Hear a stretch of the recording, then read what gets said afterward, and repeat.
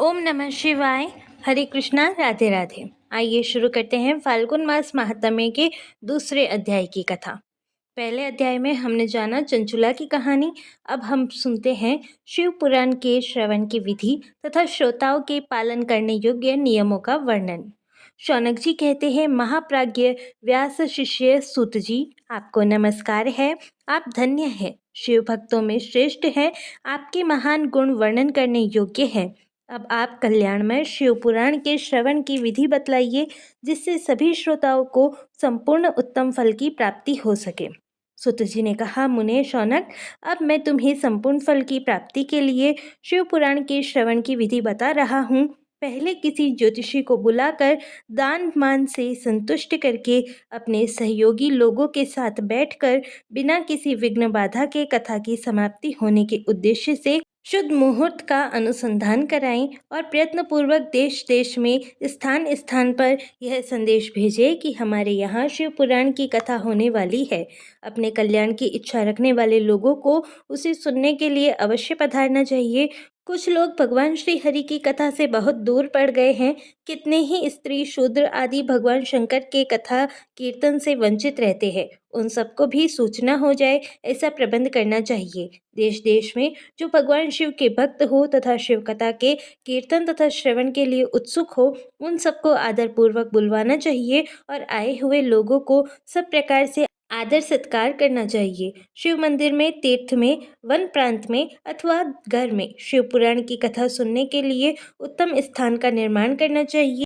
केले के खंभों से सुशोभित एक ऊंचा कथा मंडप तैयार कराएं। उसे सब और फल पुष्प आदि से तथा सुंदर चंदेवों से अलंकृत करें और चारों ओर ध्वजा पताका लगाकर तरह तरह के सामानों से सजाकर सुंदर शोभा संपन्न बना दे।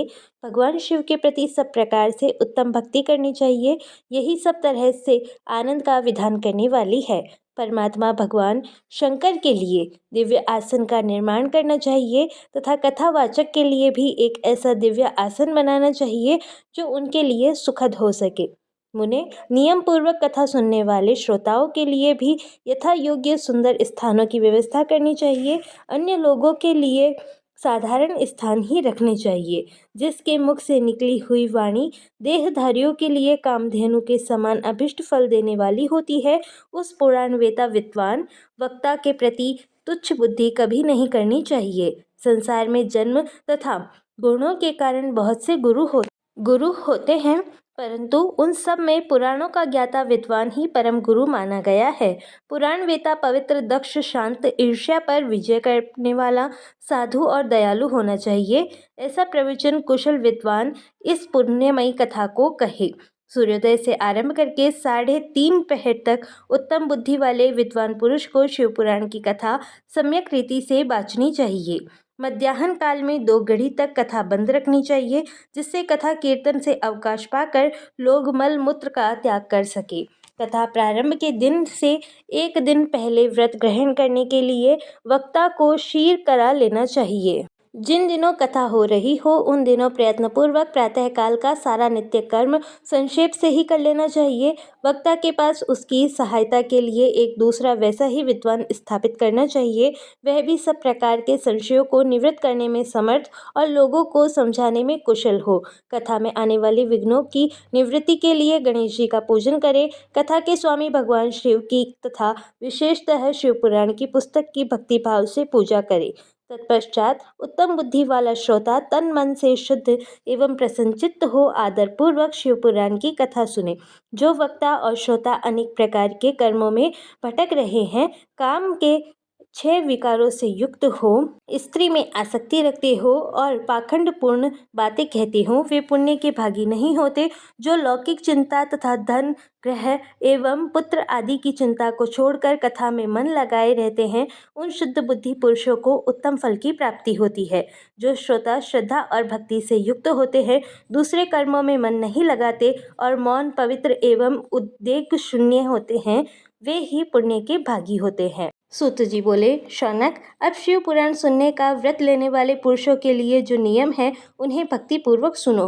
नियम पूर्वक इस श्रेष्ठ कथा को सुनने के बिना किसी विघ्न बाधा के उत्तम फल की प्राप्ति होती है। जो लोग दीक्षा से रहित हैं उनका कथा श्रवण में अधिकार नहीं है, अतः मुने कथा सुनने की इच्छा रखने वाले सभी लोगों को पहले वक्ता से दीक्षा ग्रहण करनी चाहिए। जो लोग नियम से कथा सुने उनको ब्रह्मचर्य से रहना, भूमि पर सोना, पत्तल में खाना और प्रतिदिन कथा समाप्त होने पर ही अन्न ग्रहण करना चाहिए। जिसमें शक्ति हो वह पुराण की समाप्ति तक का उपवास रख करके शुद्धता पूर्वक भक्ति भाव से उत्तम शिव पुराण को सुने। इस कथा का व्रत लेने वाले पुरुष को प्रतिदिन एक ही बार हविष्यपान करना चाहिए। हविष्यपान भोजन करना चाहिए। जिस प्रकार से कथा श्रवण का नियम सुखपूर्वक सध सके वैसे ही करना चाहिए। गरिष्ठ अन्न, दाल, जला अन्न, सेम, मसूर, भाव दूषित तथा बासी अन्न को खाकर कथाव्रती पुरुष कभी कथा को न सुने। जिसने कथा का व्रत ले रखा हो वह पुरुष प्याज, लहसुन, हींग, गाजर, मादक वस्तु तथा आमिष कही जाने वाली वस्तुओं को त्याग दे। कथा का व्रत लेने वाले पुरुष काम, क्रोध आदि 6 विकारों को, ब्राह्मणों की निंदा को तथा पतिव्रता और साधु संतों की निंदा को भी त्याग दे। कथाव्रती पुरुष प्रतिदिन सत्य, शौच, दया, मौन, सरलता, विनय तथा हार्दिक उदारता इन सद्गुणों को सदा अपनाए रखे। श्रोता निष्काम हो या सकाम वह नियम पूर्वक कथा सुने। सकाम पुरुष अपनी अभिष्ट कामना को प्राप्त कर सकता है और निष्काम पुरुष मोक्ष पा लेता है। दरिद्र, क्षय का रोगी, पापी, भाग्यहीन तथा संतान रहित पुरुष भी इस उत्तम कथा को सुने।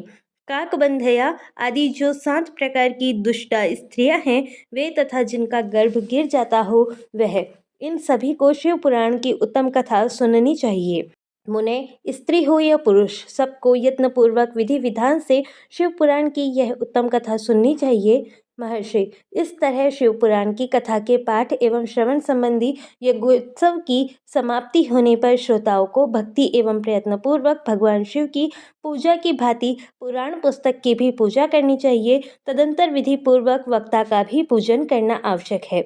पुस्तक को आच्छादित करने के लिए नवीन एवं सुंदर बस्ता बनावे एवं उसे बांधने के लिए दृढ़ एवं दिव्य डोरी लगावे, फिर उसका विधिवत पूजन करे। मुनिश्रेष्ठ, इस प्रकार महान उत्सव के साथ पुस्तक और वक्ता की विधिवत पूजा करके वक्ता की सहायता के लिए स्थापित हुए पंडित का भी उसी के अनुसार धन आदि के द्वारा उससे कुछ ही कम सत्कार करे। वहां आए हुए ब्राह्मणों को अन्न, धन आदि का दान करे। साथ ही गीत, वाद्य और नृत्य आदि के द्वारा महान उत्सव रचावे।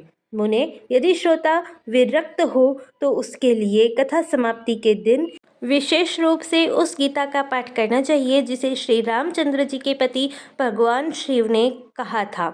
यदि श्रोता गृहस्थ हो तो उस बुद्धिमान को श्रवण कर्म की शांति के लिए शुद्ध हविष्य के द्वारा होम करना चाहिए।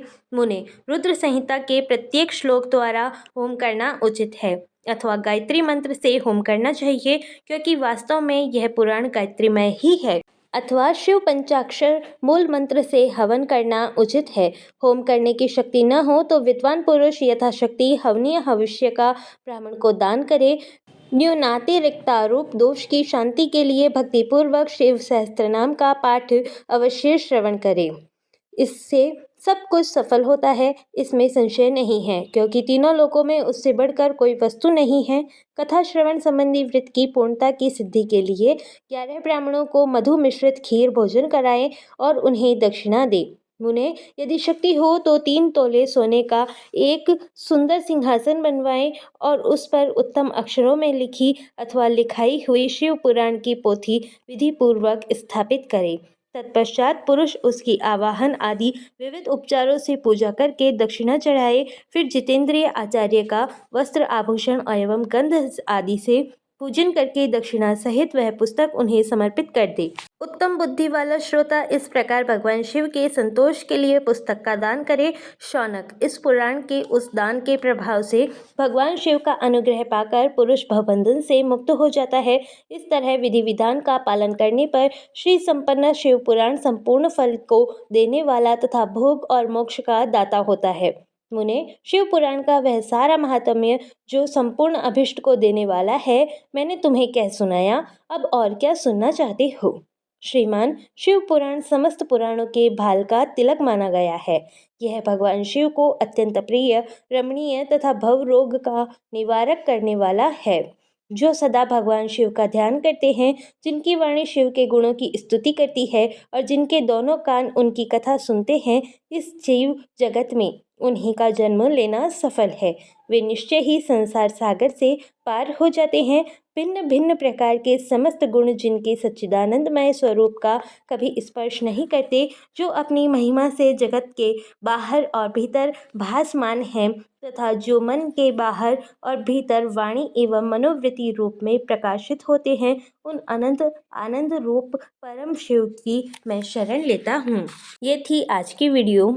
आशा है कि आज की ये वीडियो आपको पसंद आई होगी।